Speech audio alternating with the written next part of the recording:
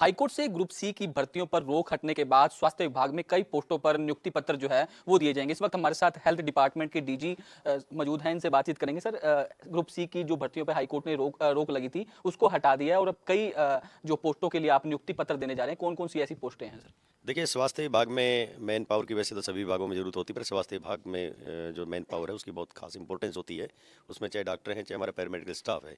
इसी कड़ी में चूँकि एसएस बोर्ड से हमारे पास अभी जो लिस्ट आई है उसमें स्टाफ नर्स हैं, एमपीएसडब्ल्यू फीमेल जिसको एएनएम बोलते हैं, डेंटल हाइजीनिस्ट हैं, ओटीए हैं, डाइटिशियन है, ऑप्थेल्मिक असिस्टेंट हैं।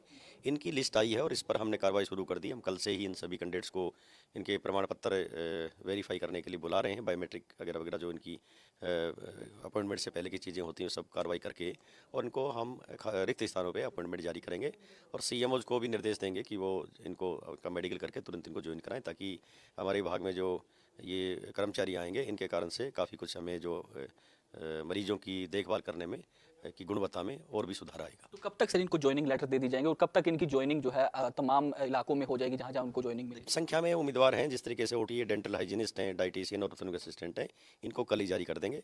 एमपीएसडब्ल्यू फीमेल जो है वो 384 हैं और स्टाफ नर्स 1357 कैंडिडेट है। इनमें हमें 2-3 दिन लग जाएंगे। संडे तक हम कंटिन्यू हमारे स्टाफ की हमने कमेटीज बना दी हैं, सारे प्रबंध कर दिए हैं। इनके डॉक्यूमेंट चेक करके इनको वेरीफाई करके हम दे देंगे और सीएमओ को निर्देश जारी कर रहे हैं कि वो इनका तुरंत मेडिकल करके और इनको कार्यग्रहण कराएं। सर, प्रदेश के तमाम अस्पतालों से आ रही हैं कि अस्पतालों में दवाइयां खत्म हो चुकी है और जो दवाइयां अंदर बाहर की दवाइयां लिख के दी जाती है, तो इस तरह के मामले आपके पास भी सामने आएंगे तो क्या कार्रवाई रहेगी इसमें? देखिए, ऐसी कोई बात नहीं, दवाइयों की कोई कमी हमारे पास नहीं है वर्तमान में और हमारा वेयर हाउस एक सिस्टम है सेंट्रल, यहाँ एचएमएस के द्वारा प्रोक्योर करके उन पे दी जाती है। उनसे जिस भी पीएचसी और सीएचसी अस्पताल को दवाई चाहिए वो इंडेंट करके दवाई प्राप्त कर सकता है। जो दवाइयाँ एचएमएससीएल के वेयर हाउस में किसी भी कारण से अगर अवेलेबल नहीं होती हैं तो हम उनको एमएमआईवाई के तहत समय समय पे बजट रिलीज़ करते रहते हैं, ताकि वो दवाइयाँ अपने स्तर पे खरीद के और सभी प्रकार की दवाइयाँ सुनिश्चित कराएं। फिर भी आप जिस तरीके से कह रहे हो तो इन चीज़ों के लिए हम बिल्कुल पैनी नज़र बनाए हुए हैं और आपको मैं बता दूं इस संबंध में कि आप देख रहे होंगे मेरे सामने ये जो ये रखा है, स्क्रीन रखा है, उधर जो रखा है, ये ऐसा ही हमारे माननीय एसीएस महोदया हैं उनकी टेबल पे भी है और माननीय स्वास्थ्य मंत्री की टेबल पे। इसमें पूरे स्टेट की जितनी भी संस्थाएं अप टू सीएससी लेवल कैमरे लगे हुए हैं, हर जगह 15 या 20 या 50 कैमरे लगे हुए हैं, वो उनकी एक्सेस हमारे तक है। अगर आप अभी वर्तमान में मुझे अगर ये कहेंगे कि उस सीएचसी में कोई इंसिडेंट हुई है या भीड़ है या कुछ भी है, तो मैं यहाँ से देख सकता हूँ कि सीएचसी में ऐसी कोई स्थिति है या नहीं, स्टाफ अपने कमरे में बैठा है या नहीं बैठा है। तो हम close monitoring up to the level of health minister इस कैमरा के माध्यम से, सीसीटीवी के माध्यम से हम कर रहे हैं। अखबार में या मीडिया में जो भी कोई खबर आती है, जिस तरह की खबर आती है, उस पर भी हमने एक सिस्टम बना रखा है सीएमओ लेवल पे, हमारे लेवल पे भी उनकी कटिंग्स हमें प्रस्तुत होती हैं और उन पर कार्रवाई करने हेतु हम संबंधित अधिकारी को देते हैं, उसकी एटीआर भी मंगाते हैं कि उस पर क्या हुआ है।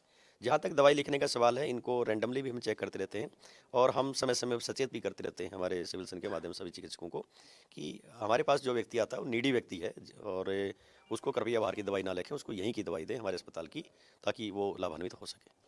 सर, जिस तरीके से डॉक्टर जो है वो काफ़ी लंबे समय से अपनी तमाम मांगों को लेकर जो प्रोटेस्ट कर रहे हैं, हड़ताल पर भी चले गए थे, ओपीडी बंद कर दी थी, तो उसको लेकर भी कोई बातचीत आपकी हुई है? कौन कौन सी मांगे जो है उनकी फिलहाल जो है मान ली गई है या फिर उसको लेकर मीटिंग जो है वो की जाएगी?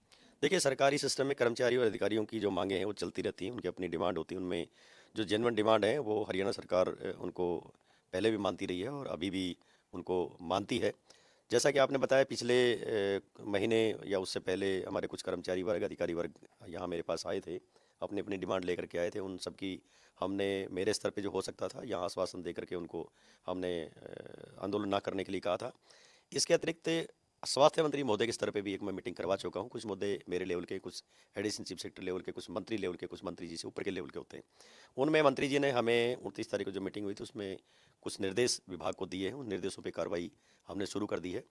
इसके अतिरिक्त 13 तारीख को माननीय स्वास्थ्य मंत्री महोदय ने हमारे डिपार्टमेंट के लिए रिव्यू मीटिंग रखी हुई है और उस डिपार्टमेंटल रिव्यू मीटिंग में एक परमानेंट कॉलम उन्होंने जो डाल रखा है वो यही डाल रखा है कि कर्मचारियों से संबंधित कोई समस्याएं जो उन्होंने सुनी हैं और जिसके निर्देश हमें दिए हैं, उन निर्देशों का पालन हुआ या नहीं हुआ है।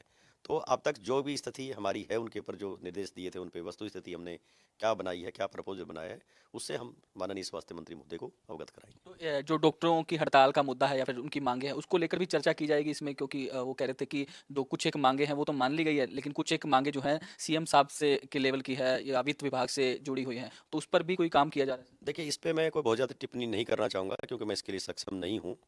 परंतु मैं इतना कह सकता हूँ कि इस सरकार में कर्मचारी हो, अधिकारी हो, डॉक्टर हो, चाहे हमारा चतुर्थ श्रेणी कर्मचारी, स्टाफ नर्स है, सबके हित जो है ना सुरक्षित हैं और सरकार सकारात्मक रूप से उनकी जो भी जायज़ डिमांड है उस पे कार्रवाई समय समय पर करती रहती है। एक आखिरी सवाल सर, हरियाणा के तमाम अस्पतालों से इस तरह की तस्वीरें सामने मिलती है कि जो है स्ट्रेचर जो है वो मरीजों को नहीं मिल पाता। अम्बाला में पिछले दिनों एक सामने आया था कि रेहड़ी पर ही एक महिला ने बच्चे को जो है वो जन्म दिया, तो इसको लेकर कार्रवाई भी की जाती है आपकी तरफ से? देखिए, जो नोटिस में हमारे आता है, जिस तरीके से आप ये बात बता रहे हैं, मेरे पानीपत की कोई घटना थी, वो मेरे पास आई थी, किसी मीडिया के माध्यम से आई थी। तुरंत हमने सीएमओ का आदेश दिए थे। एक फरीदाबाद की घटना आई थी, उसमें हम बाकायदा उनसे एटीआर मांगते हैं और ये भी मांगते हैं, जवाबदेही तय करवाते हैं। किस कर्मचारी, अधिकारी की या किसी भी लेवल पे कोई कोताही हुई है, तो उसके खिलाफ तुरंत कार्रवाई करने हेतु निर्देश दिए जाते हैं। शुक्रिया हमसे बातचीत करने के लिए। तो ये थे हमारे साथ हरियाणा के डीजी हेल्थ, जिनका साफ तौर पर कहना है कि तमाम अस्पतालों में जो दवाइयां हैं वो कहीं ना कहीं पूर्ण है, और अगर किसी भी प्रकार की डिमांड जो है अस्पतालों से आती है तो उसको पूरा किया जाता है।